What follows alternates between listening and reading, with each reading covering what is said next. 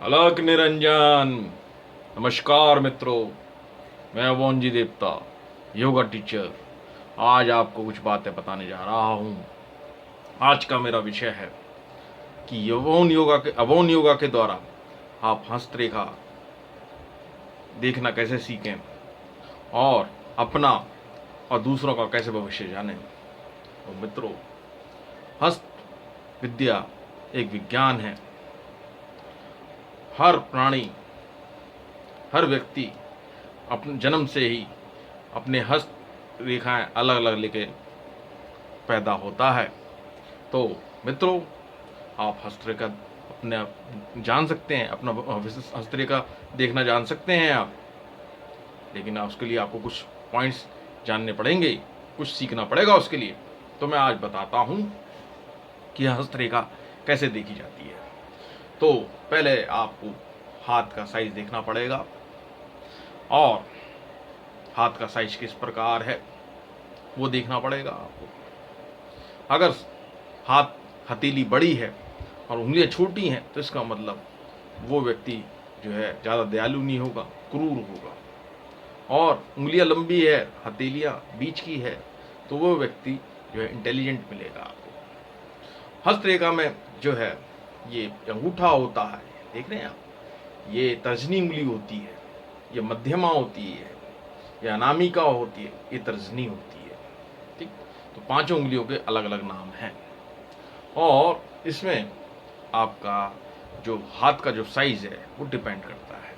हाथ थुलथुला होगा तो आदमी आलसी होगा, और जो मुलायम होगा तो वो जो है उससे आप आइडिया लगा लीजिए कि वो व्यक्ति जो है बहुत मेहनत करने वाला व्यक्ति नहीं है, दिमागी काम वाला हो सकता है वो। और तो मैं आपको बताता हूँ कि जो सर्वप्रथम जो ये जो होती है रेखा, ये वाली, ये जीवन रेखा होती है, ये जीवन रेखा होती है। ठीक, दूसरी ये मस्तिष्क रेखा होती है बीच वाली, और ये जो होती है ये हृदय रेखा होती है। और जो यहाँ से जो चलती है, यहाँ से चलती है, इसे हम भाग्य रेखा कहते हैं, जो शनि तक भी जाती है। तो मित्रों, ये आपका 3 रेखा है: जीवन रेखा, मस्तिष्क रेखा और हृदय रेखा। और इसमें जो जा रही है एक बीच में से ऐसे निकल के जाती है, उसे हम भाग्य रेखा कहते हैं।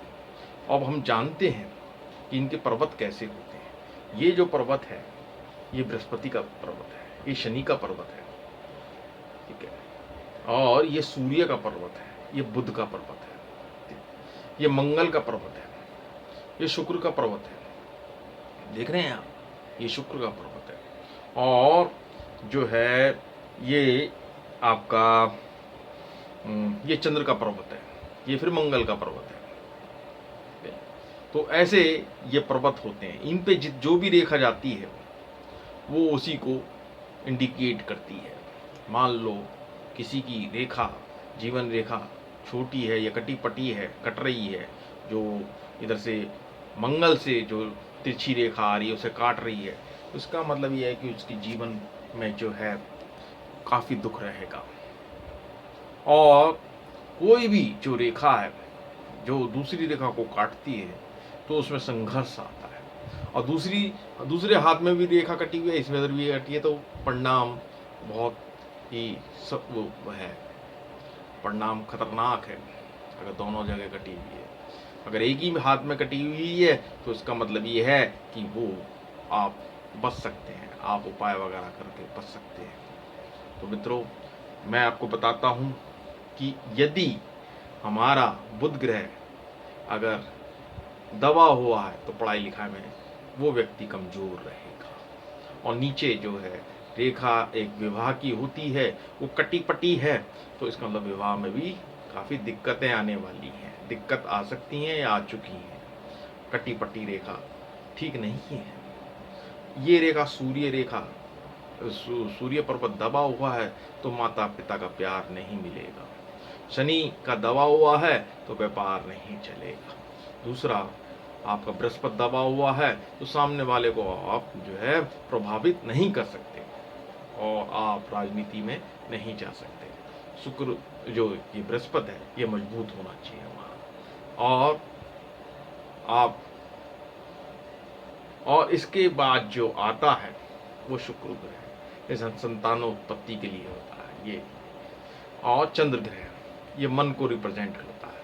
मंगल ग्रह, अगर मंगल ग्रह नीच का है तो लड़ाई में इधर उधर ध्यानों में रहेगा, ठीक है। मंगल जो है शुद्ध होना चाहिए, अच्छा होना चाहिए। तो मित्रों, हाथ में जो कटी पटी रेखा है ये दर्शाती हैं कि उस व्यक्ति के जीवन में जो है बहुत ज़्यादा संघर्ष रहेगा। उससे कैसे निकला जाए, उसके उपाय हैं।